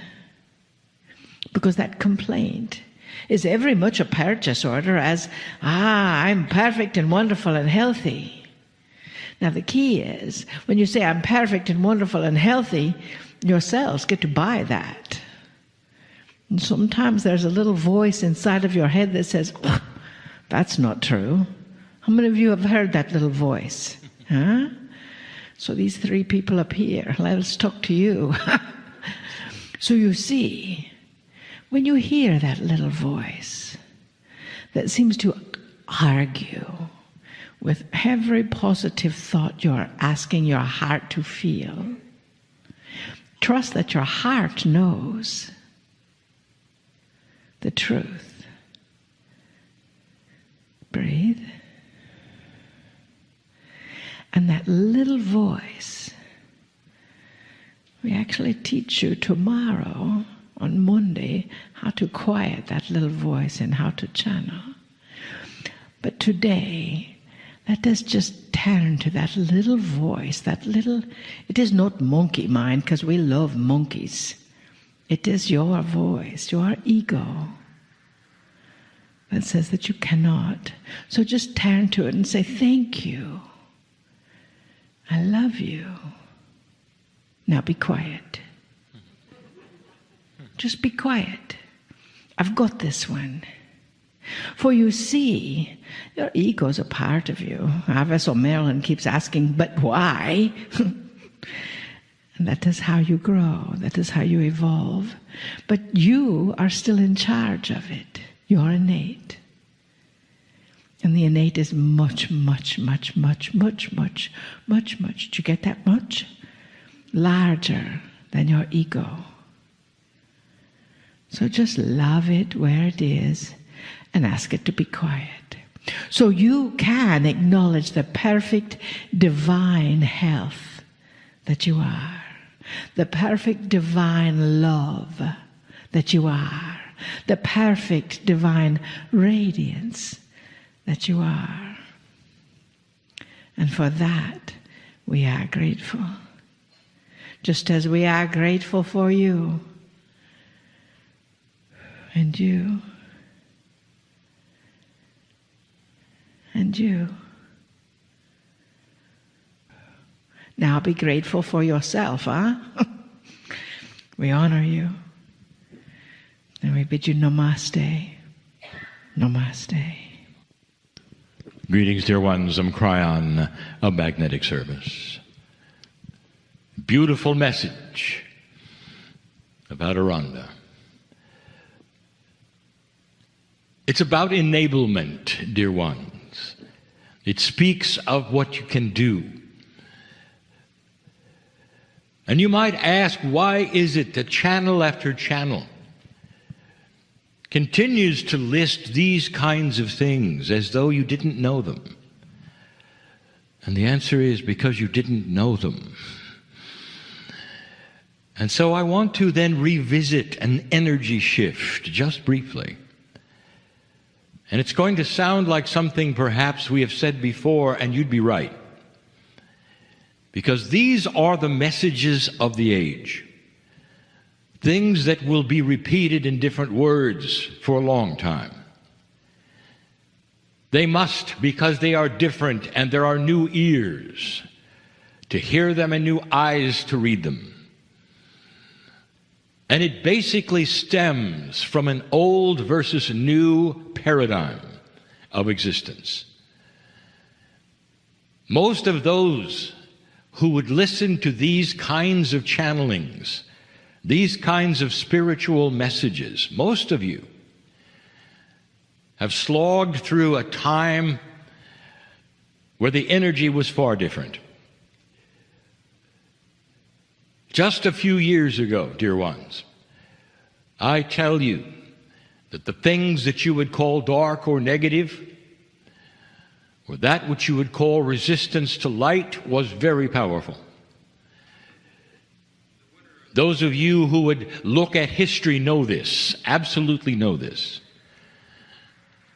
Where you would see that history is packed with dysfunction and sadness and horror, all caused by that which is a dark energy which seemed to prevail on this planet, and not just a while ago, but for a very long time.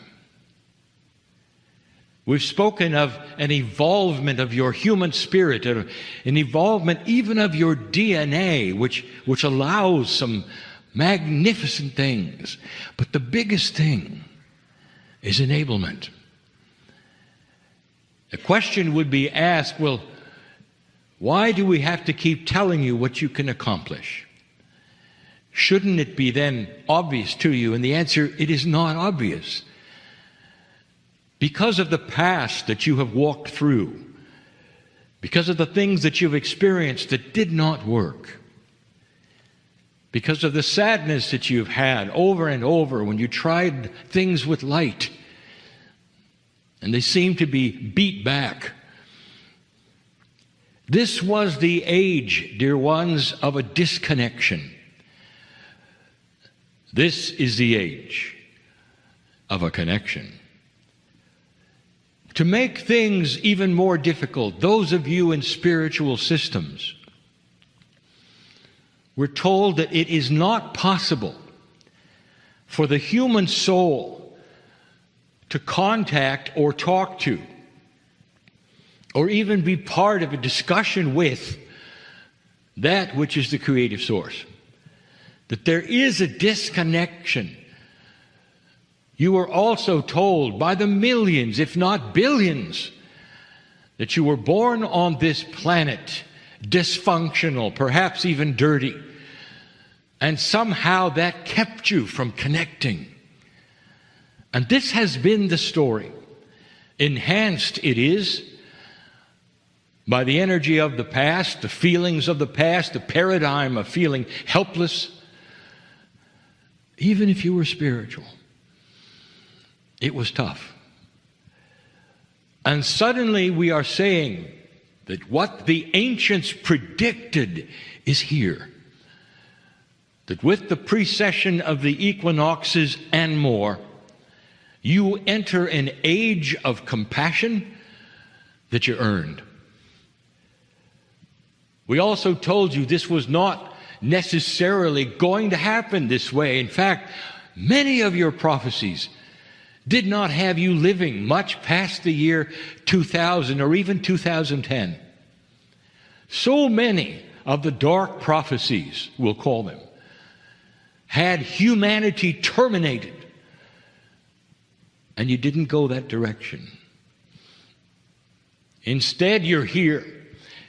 Instead, you're here in a new energy paradigm, and that is what you're not fully aware of or realizing.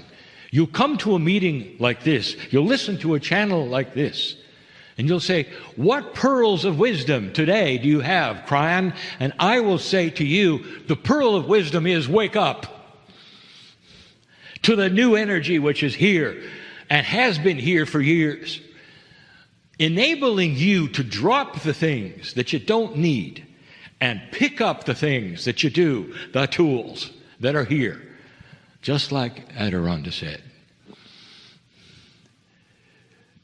And the biggest tool is connection. You are connected. You have the ability of direct communication. You always have. But in this energy, it's so obvious. It ought to be self-evident. You can sit and connect to the Creator itself, that which puts you here, soul by soul.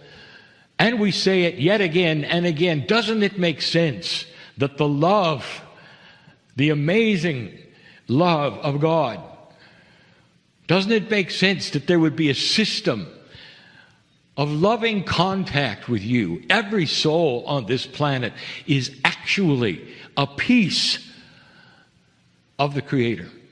Hard for you to understand. But in a multidimensional way, it's easy. Things are all connected. The oneness of everything. You are one with the Creator. But even more, your soul belongs to the Creator. And in that, you are entitled to sit and communicate, to stand and communicate, to be one with the Creator, to ask for intuition, to pick up the tools, to change your life, not have somebody you have to go through. You are magnificent, born magnificent. It's time to see that, open that door. That door that's been hidden all of this time by others who would tell you, you can't, you won't, you shouldn't. And suddenly you can see the door shining before you and you open it. And that door will yell at you, new energy, magnificence, this is who you are, this is what's been hiding. And now the wind is at your back. That's the message. It always has been the message. And the reason we keep repeating it, because the past is still with you. What you couldn't do, you carry into this meeting. What you were told is or is not possible was carried into this meeting intact. And yet we have to tell you one more time that there is an enablement happening here that is different from anything, anytime, ever on this planet. This is new. And the only way you're going to believe it is to claim it. A moment ago, Adironda said that what stops you is the belief. If you don't believe it, how are you going to claim it? How is it going to be possible? You've got to drop the old paradigm of unworthiness and disbelief. Take a deep breath and say, all the things that I was told are questionable in this energy. Everything I was told is questionable in this energy. And there were those who say, oh, I understand, you're supposed to drop what you were told by others, and now it's time to believe Kryon. I'm going to tell you the truth. What I want you to do is believe in yourself. What I want you to do is try these things. Cognize that you can do them. And with your abilities and tools to move forward.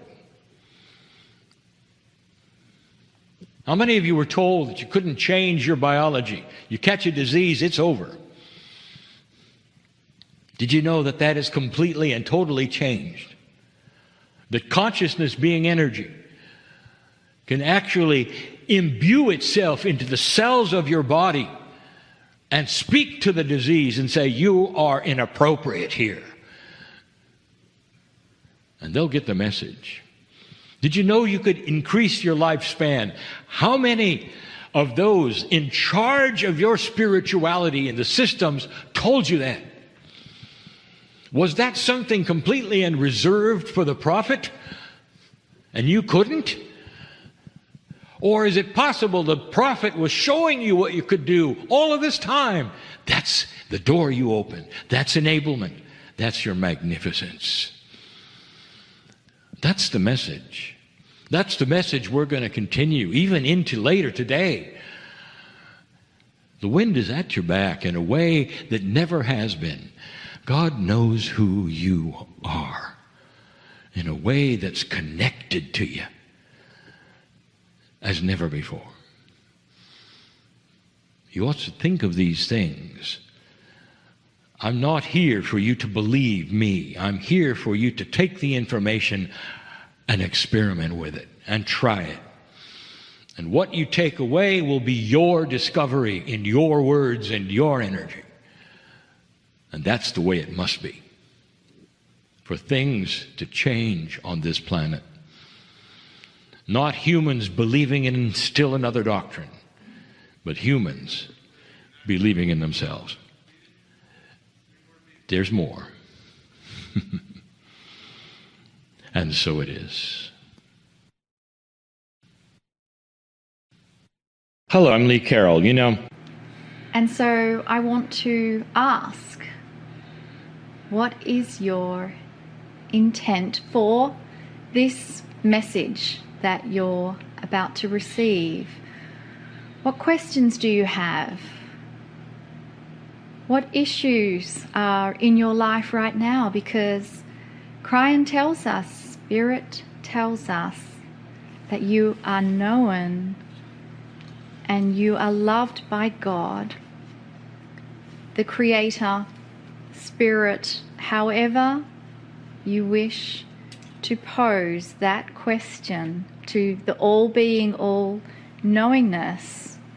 You are loved and known, and so are your issues and challenges loved and known. And so how do we receive the solutions? It's allowing our intellect to step aside, connecting into your heart center, allowing your breathing to become very slow and rhythmic, allowing that connection to the heart and letting the intellect of the mind drift away into the background. It's always going to be there, but we can just tell that intellect to just be quiet, just soften, just go into the mist of clouds in the background so that we can sit and receive a message that is being given directly for you.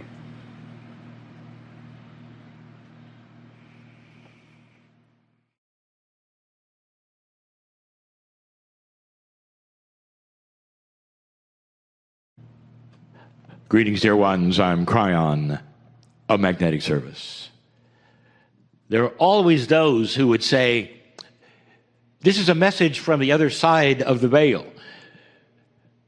And in those places on the other side of the veil, of course, they have their own reality, and it isn't the human reality, so they have no idea what might be happening on the planet. Dear ones, this is a very old and linear idea.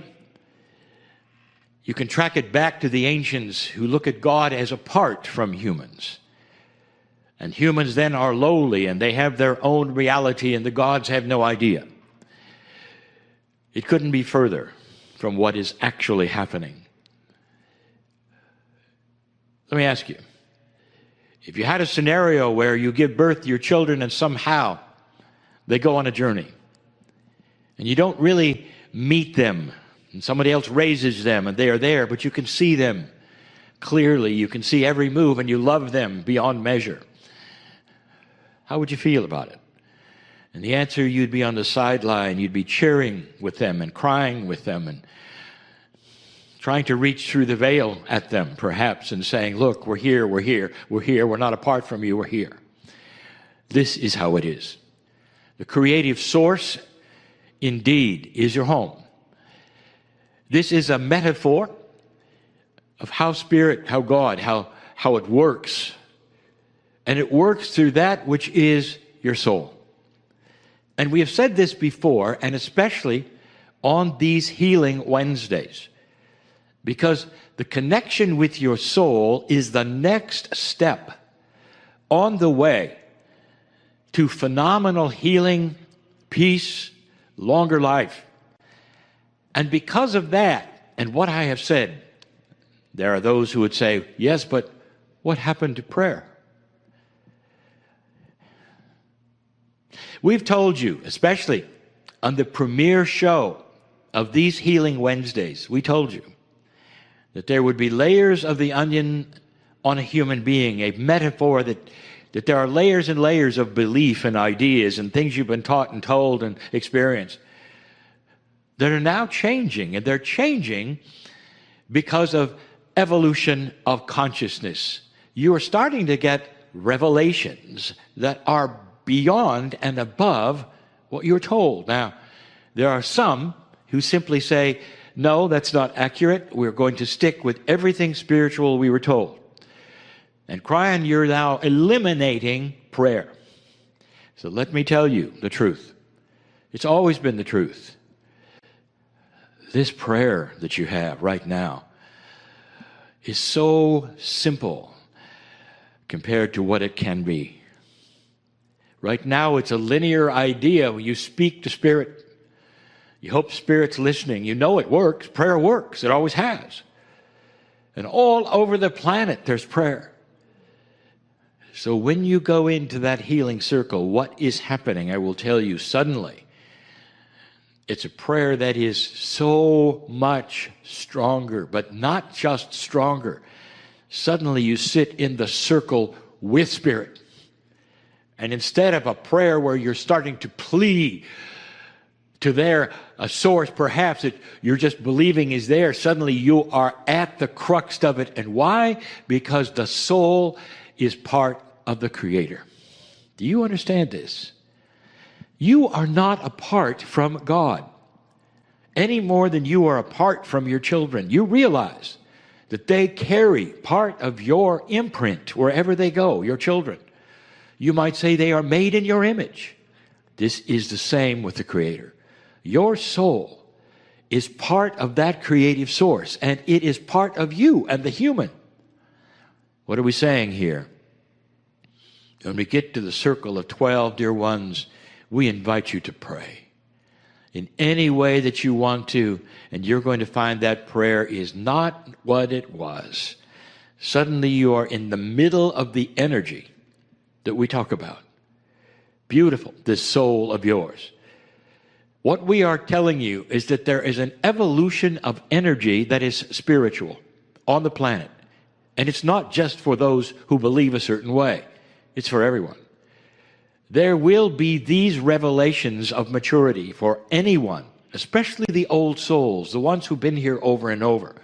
There will be these revelations, obtainable, believing anything you want to, if you wish, about who can and cannot receive. That is so linear. That's what humans do. They put God in boxes and say, you can have this, you can't have this, you're doing it wrong, you're doing it right. I'll tell you, when you get to that place where you step into the soul energy, all of you are equal.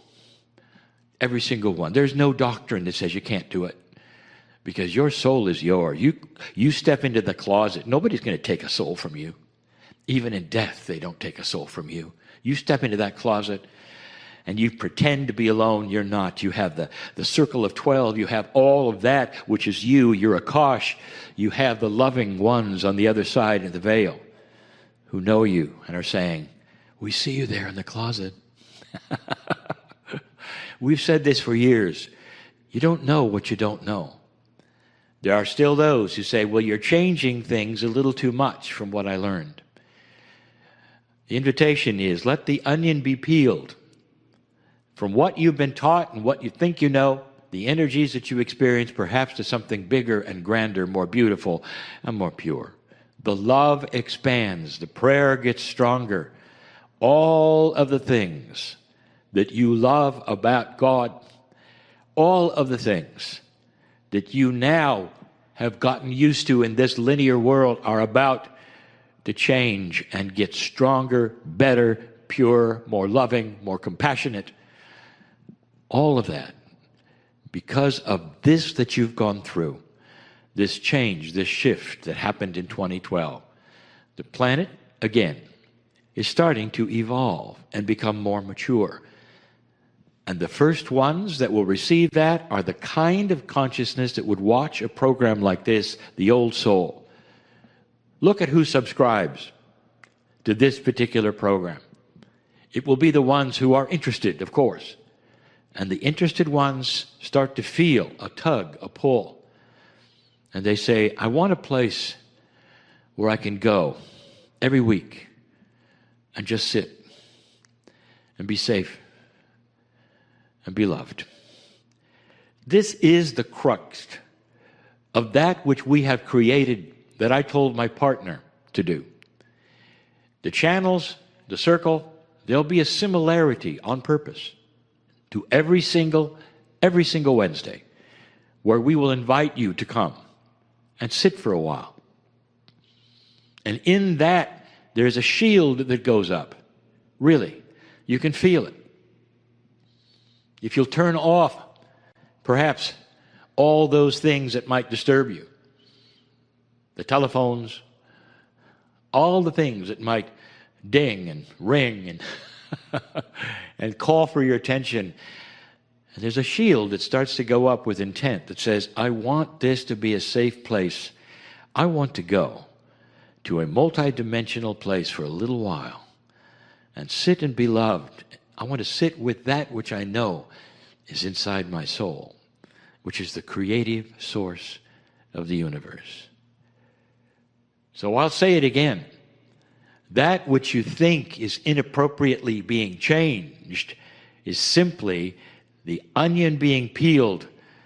You got the first version. You got the children's story. As good as it was, dear ones, you are now graduating into a much larger area of knowledge, of love, of kindness, of appreciation, of what you really might have inside, which is a real strong conduit of prayer that you never had before. These Wednesdays are for you, and they will continue in their similarity to allow you to sit in the same place every single time and perhaps even meet new entities, energies, because as your onion starts to peel, every single time you show up, there will be new revelations, new things to be learned, the ahas of your life. That's what we're here for. That's the channeling of today. It's about you always. It's about the enhancements that you have to connect with the Creator in a way you never really even thought you could. And so it is.